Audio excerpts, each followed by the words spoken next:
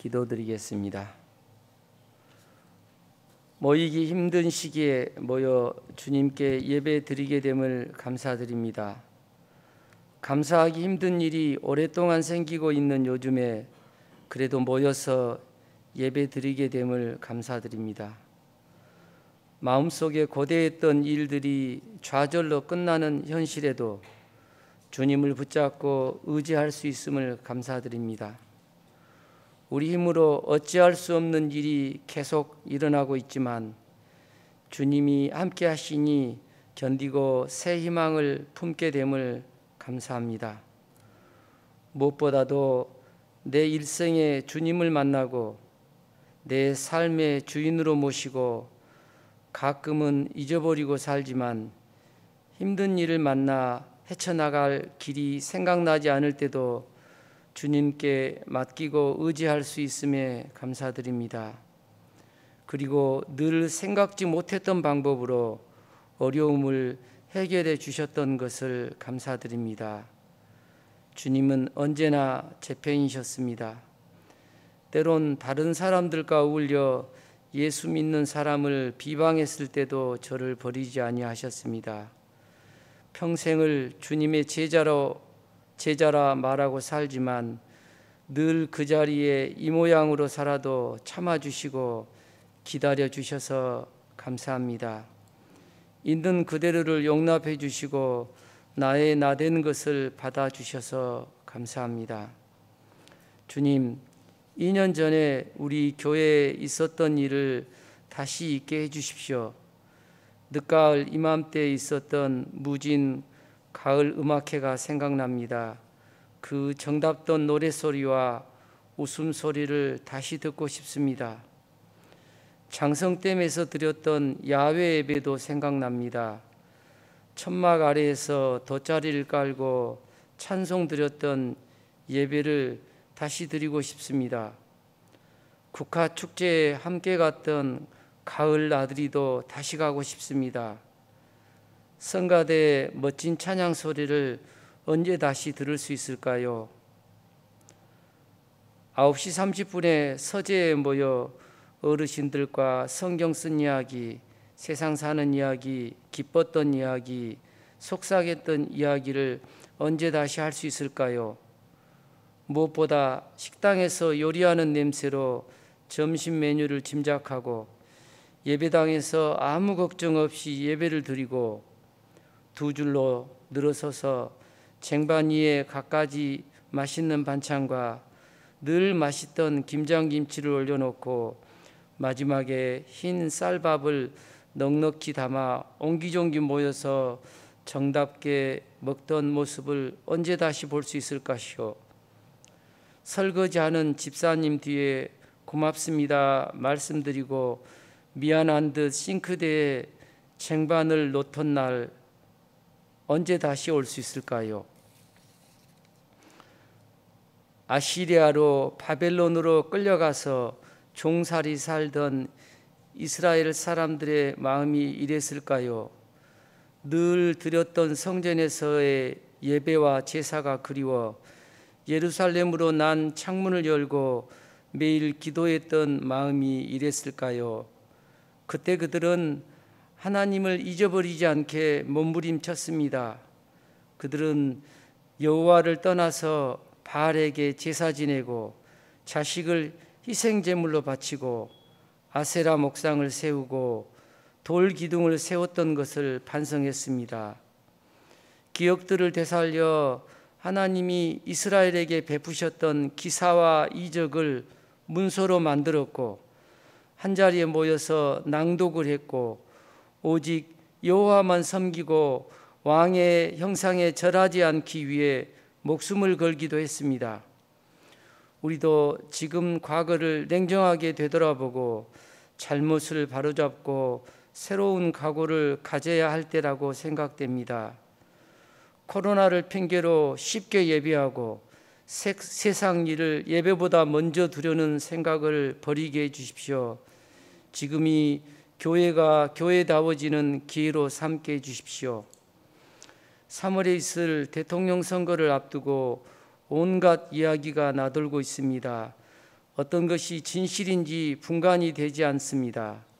때를 지어서 과거의 잘못을 찾아 들추어내고 확대시키고 나쁜 사람을 만들고 혐오의 감정을 만들기에 열심입니다.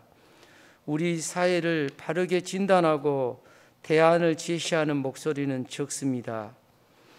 전국의 싹군 목자들이 한자리에 모여 설교와 기도 형식을 빌려 상식에 벗어난 소리들을 전파하고 있습니다.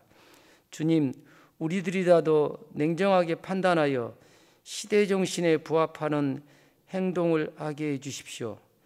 오늘은 갈개교회에서 길렀던 배추를 수확하러 가는 날입니다.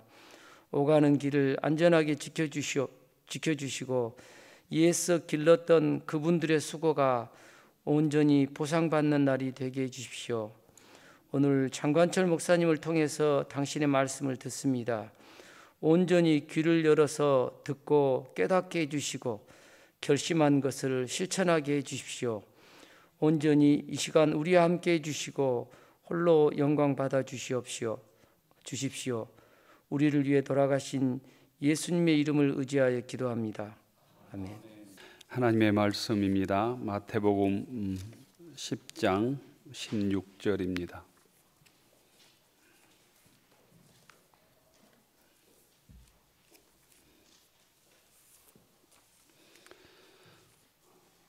신약성경 15쪽 마태복음 10장 16절부터 23절까지 교독하겠습니다.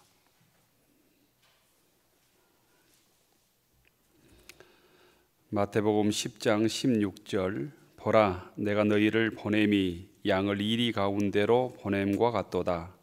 그러므로 너희는 뱀같이 지혜롭고 비둘기같이 순결하라. 사람들을 삼가라.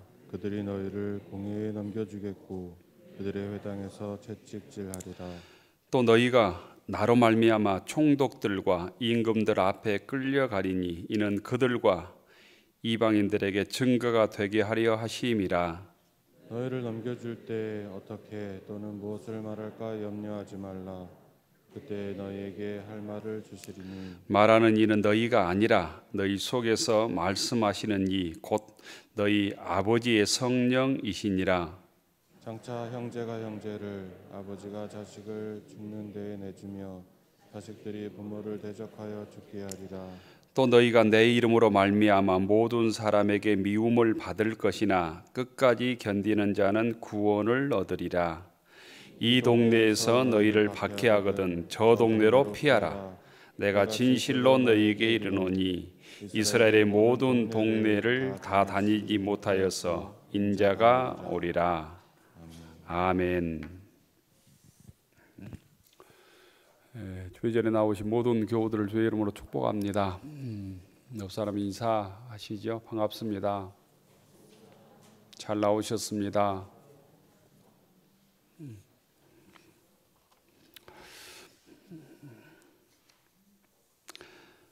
주님의 평화가 여러분에게 표와 함께 하겠습니다. 복음과 함께 고난을 받으라. 복음과 함께 고난을 받으라.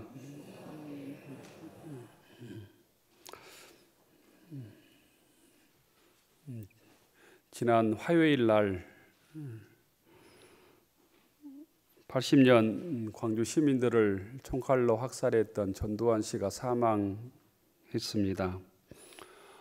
광주 시민들과 또 5.18 유가족들에게 한마디 사과도 없이 사죄도 없이 반성도 없이 세상을 떴습니다.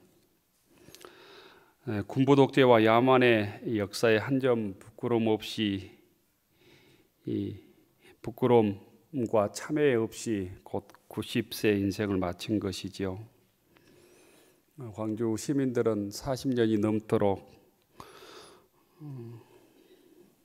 시민들을 학살한 것에 대해서 참회하고 용서하기를 기다렸는데 그 기대는 무참히 무너지고 말았습니다. 80년 피해를 입은 유가족들과 또 시민들의 한은 더 깊어졌습니다. 용서와 화해의 길도 끊어지고 말았습니다. 안타까운 일입니다. 전두환 씨가 사망하던 날 지방지에 이런 비교해서 작은 기사가 실렸습니다. 5.18 부상자로 41년간 살다가 68세의 나이로 스스로 목숨을 끊는 사람이 같은 날이 있었습니다. 저는 그 소식에 더 눈길이 갔습니다. 그 사람은 41년간 5.18 부상자로 살았던 이광영 씨라고 하는 사람입니다. 그도 11월 23일 화요일 날 고향 저수지에서 시신으로 발견되었습니다. 41년 동안 모진 고통에 시달리다가 전두환 씨의 사과 한마디 듣지 못하고 목숨을 스스로 끊었습니다. 개인적으로는 이 이광영 씨는 제 초등학교 친구의 형님이었고 저희 고향 동네 바로 윗동네에 사는 사람이었습니다. 그가 숨진 고향 저수지는 제가 매일 여름이면 멱을 감던 저수지였습니다.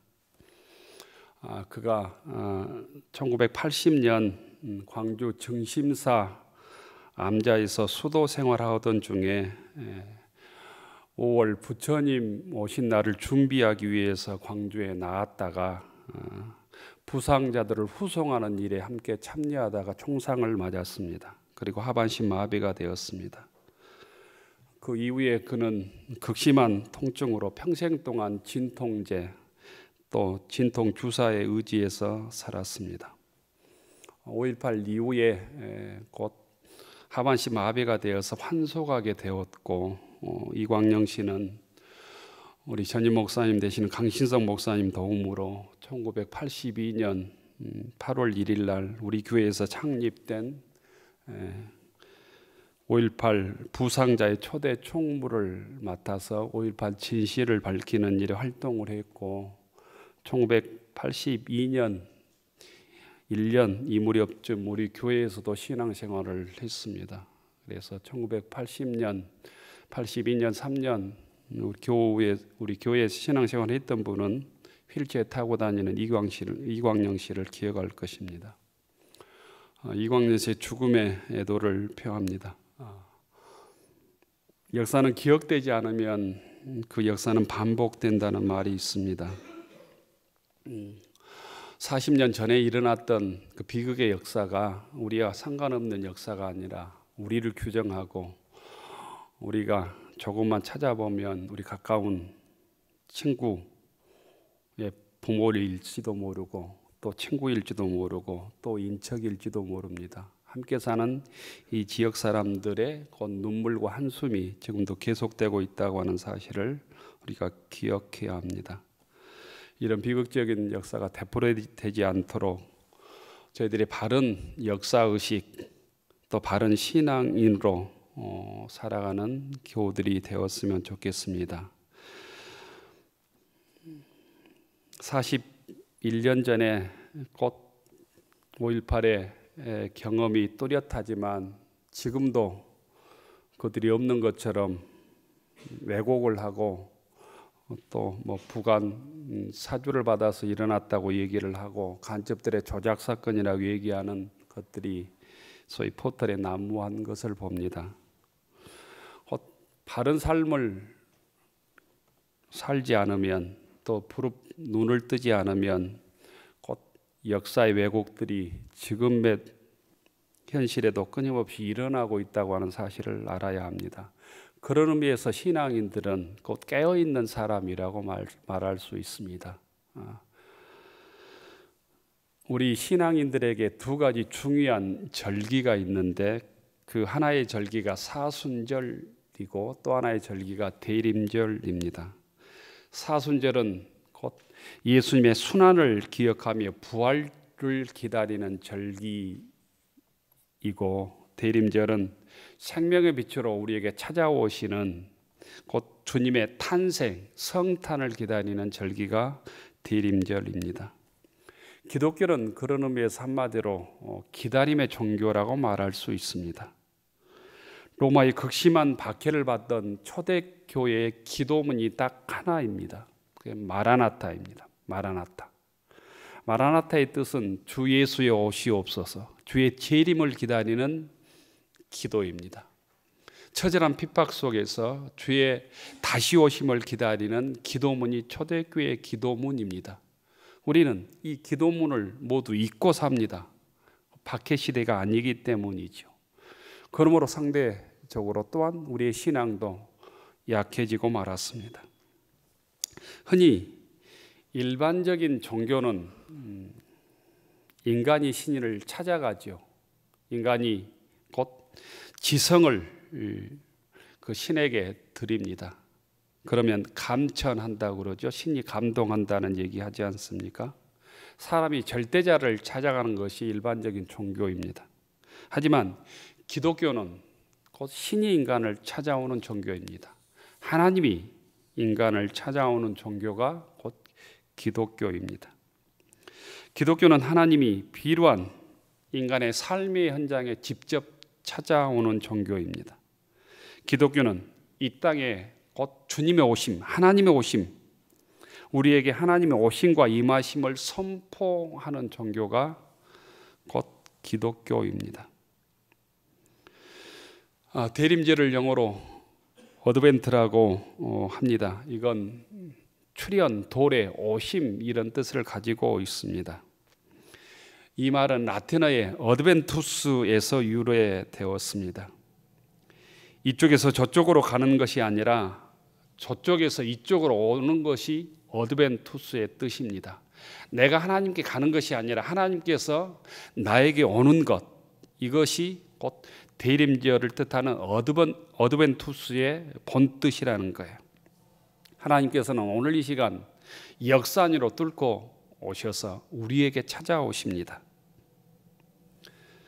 하나님께서 예수님을 통하여, 그리스도를 통하여 우리 삶 안으로 찾아오셔서 우리와 함께 하시고 우리에게 곧 믿음을 주시고 은혜를 주시는 것이죠. 반가운 집에 손님이 오면 우리가 그냥 앉아있지 않죠. 앉아있다가 자리를 들고 일어서서 손님을 맞이합니다. 또 손님이 온다고 하는 소식을 들으면 우리가 집을 청소하고 우리 옷을 갈아입고 또 손님이 오시면 가장 좋은 자리에 손님을 영접하고 음료를 내고 그렇습니다. 오늘 우리에게 찾아오시는 주님을 영접하기 위해서 우리의 생각을 단장하고 우리의 잘못된 생각을 회개하고 우리의 삶을 정비하는 시간이 되기를 축원합니다. 이 대림제는 예수 그리스도의 첫 번째 오심, 이걸 초림이라고 그러죠. 초림과 다시 오심, 재림을 맞이하는 준비의 계절입니다. 기독교인들은 주님의 초림을 믿고 예수님의 재림을 기다리는 사람들입니다. 이 대림절 시기에 깨어 기도하며 주님의 오심을 기다리고 동시에 곧 주님의 재림을 기다리며 오늘 우리들에게 맡겨주신 귀한 사명들을 감당하는 무진교회 교우들이 되기를 축원합니다. 오늘 성경의 말씀은 예수님께서 제자들을 그동안 가르치시고 이제는 12명의 제자들을 둘씩 짝을 지어서 파송하시는 말씀입니다. 곧 하나님의 말씀을 전하라, 전도하라, 선교하라 이렇게 두 사람씩 짝을 지어서 파송하시면서 하신 말씀입니다. 하신 첫 번째 말씀이 16절입니다. 보라, 내가 너희를 보냄이 양을 이리 가운데 보냄과 같도다. 그러므로 너희는 뱀같이 지혜롭고 비둘기같이 순결하라고 말씀하십니다. 내가 너희들을 세상에 보내는데 너희들이 양처럼 어리석다, 연약하다, 약하다. 근데 세상은 이리 같다. 이리 같은 세상 속에 너희를 보낸다. 그러므로 주의 사명을 감당하기 위해서는 뱀처럼 지혜로워야 된다. 비둘기처럼 순결해야 된다. 이렇게 말씀하시는 것입니다.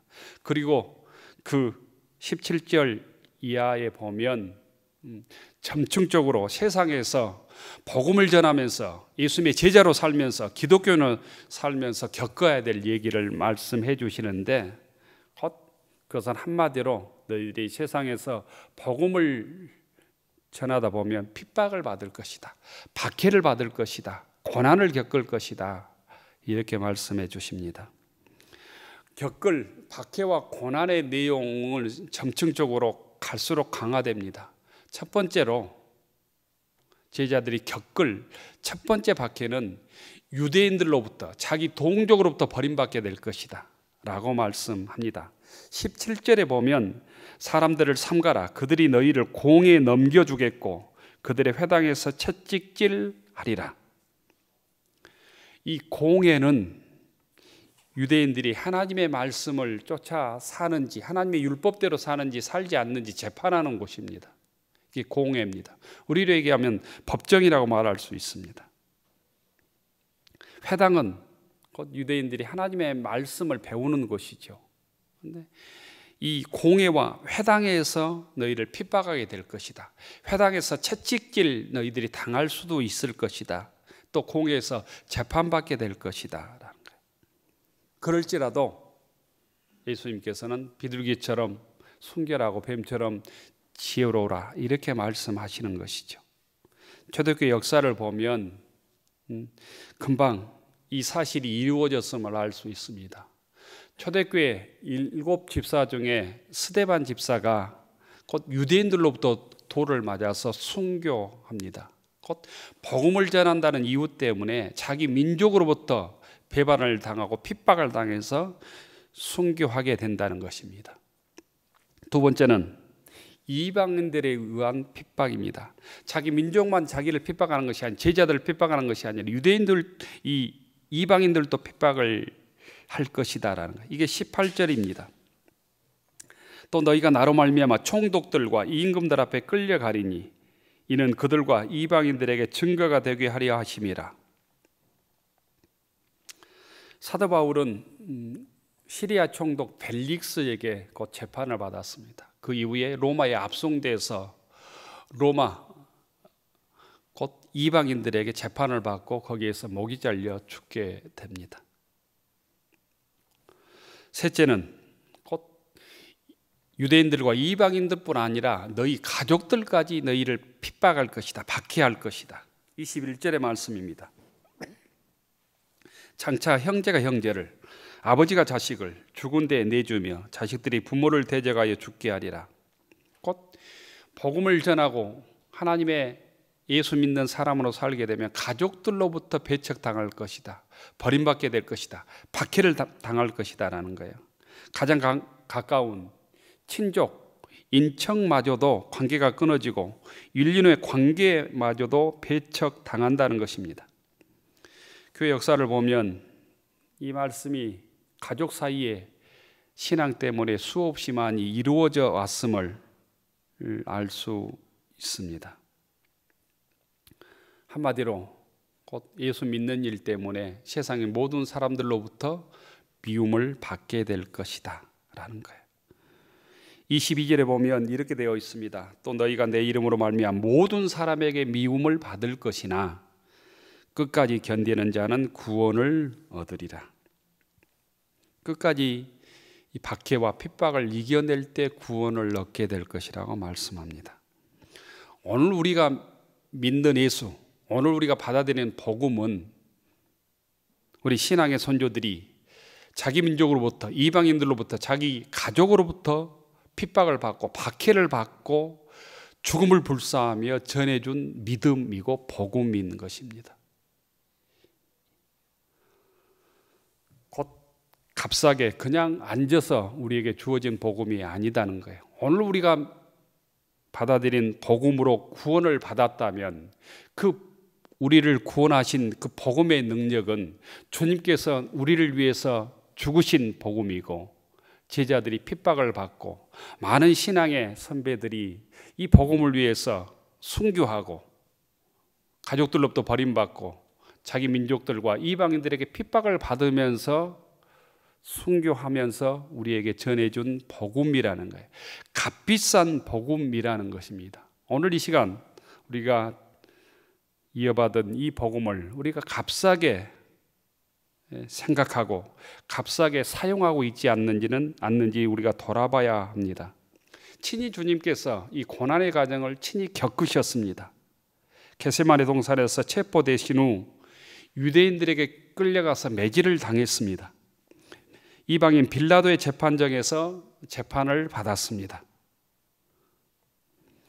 빌라도가 아무 죄가 없다고 했으나 자기 민족의 형제들인 유대인들이 십자가에 못 박으라고 소리를 쳤습니다. 주님께서 십자가에 죽으셔서 죽으신 그 사랑의 복음이 오늘 우리들을 구원하신 줄로 믿습니다. 우리는 우리의 믿음 속에 주님의 희생이 있고 우리 신앙의 선조들의 순교의 피가 흐르고 있다고 하는 사실을 기억해야 합니다. 그래서 어떤 환경, 어떤 어려움 속에서도 이 피 묻은 복음은 세상의 핍박과 어려움을 능히 이겨낼 능력이 있다고 하는 사실을 믿을 수 있기를 바랍니다.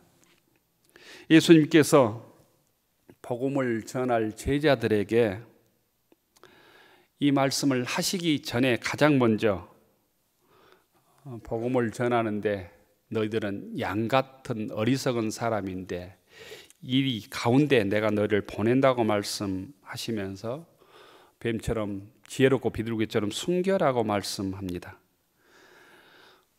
영어에 패러독스라는 말이 있습니다. 역설이라는 말로 번역을 하는 듯합니다.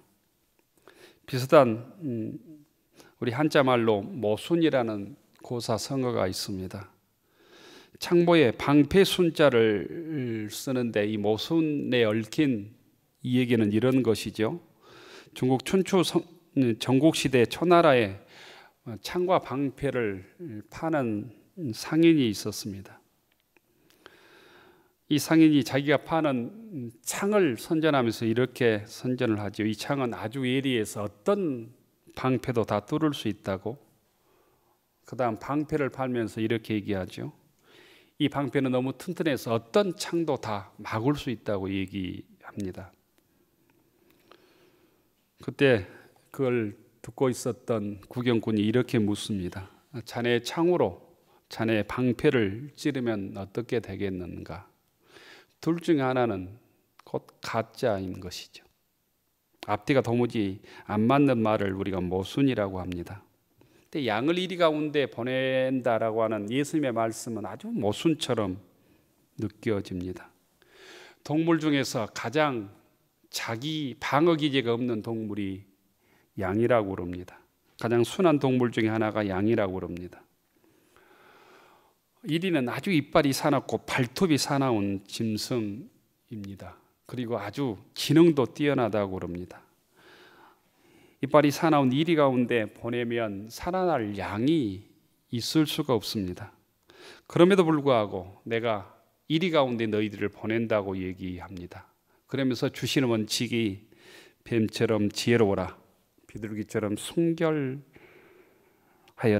이런 어울리지 않는 말씀을 제자들에게 주십니다. 이 말씀 뒤에 제자들이 또 핍박을 받을 것이라고 또 애언도 합니다. 주님의 이 말씀은 제자들에게 이런 뜻으로 들려지는 것입니다. 곧 세상이 이리 때처럼 너희를 물려고 달려들지라도 너희들이 그들과 같이 되어서는 안 된다는 것. 너희들은 끝까지 물려서 죽을지라도 이리가 되어서는 안 된다. 복음의 순수성을 지키는 양으로 살아야 된다는 거예요. 예수를 전하면 재판도 받고 매질도 가고 해야 된다는 것입니다. 너희들을 때린다고 너희들이 때려서는 안 된다는 거예요. 너희들을 미워한다고 너희들도 세상을, 사람들을 미워해서는 안 된다는 거예요. 너희들이 미움을 받고 재판을 받고 감옥에 가고 매질을 당할지라도 양의 순수성을 지켜야 된다. 복음의 순수성을 지켜야 된다. 예수님의 제자로서의 삶을 포기해서는 안 된다는 말씀입니다. 이리 때처럼 달려드는 죄와 사망에 대하여 뱀같이 지혜로우라고 주님께서는 말씀해 주십니다.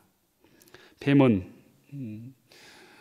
흔히 곧 이 지혜로운 짐승보다는 이 원어의 뜻은 곧 이 예민하고 영리한 뜻을 가지고 있습니다.